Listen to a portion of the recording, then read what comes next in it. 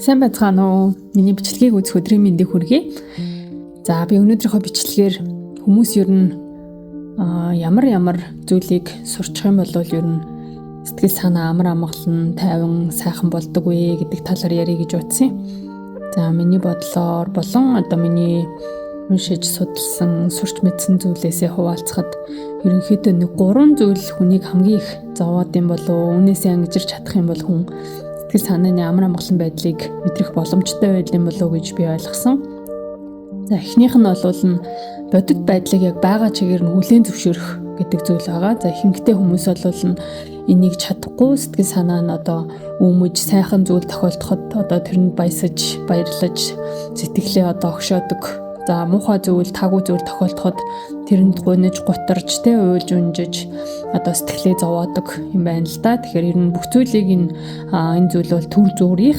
За бүх зүйл цаг хугацаатай тохиолдох байсан болоод тохиолдож байгаа. За энэ бол тийм байнгын үргэлжлэх боломжгүй гэдгийг хүлээн зөвшөөрөөд тэр тохиолдсон үйл явдал юу гэдгийг бүгдийг яг байгаагаар нь хүлээн зөвшөөрөөд сэтгэл санаагаа хямраахгүй байх хэрэгтэй юм байна.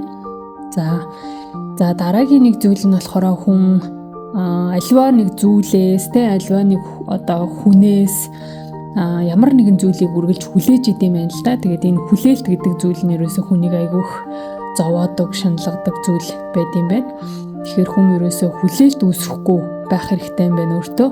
За хин нэгнээс ч юм уу за надад ингэж өгөх болов, тэгж өгөх болов гэдэг хүлээлт, эсвэл за ажил үүстэй ямар нэгэн зүйл юу гэдیں за энэний дараа энийг хийвэл ингэх бах ийм зүйл надад тохиолдох бах энийг л бүтээчүүл ингэнэ гэдэг нэг ийм хүлээлт үүсгээд за энэ байдал нь бол хүнийг сэтгэл санааг бол амар тайван биш байлгаж зовоод юм байна. Тэгэхээр ерөөсөө ямар нэгэн хүлээлт үүсэхгүй ерөөсөө л өнөөдөртөө байгаагаараа байх бол сэтгэл санааг амар амгалан байхад тусалдаг юм байна.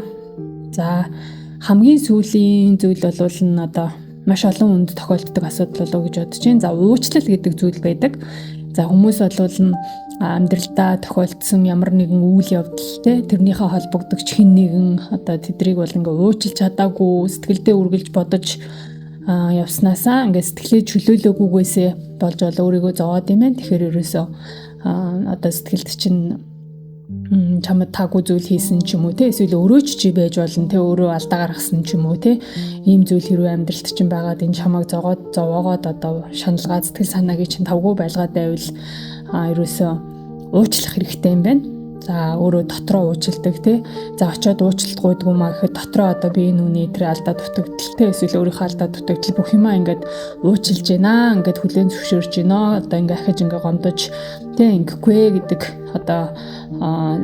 байдгийг дотроо үүсгээд тэрэндээ өөрөө сэтгэлийн амар амгалан байлгах гэсэн аргуудыг хэрэгжүүлэх хэрэгтэй байд юм байна. За энэ 3 бол хүнийг хамгийн их зовоодог учраас ерөөсөө хүмүүс энэ 3-ыг хэрэгжүүлээд ирчих юм бол сэтгэлийн амар амгалан гэдэг зүйлийг мэдрэх боломжтой байд юм байна.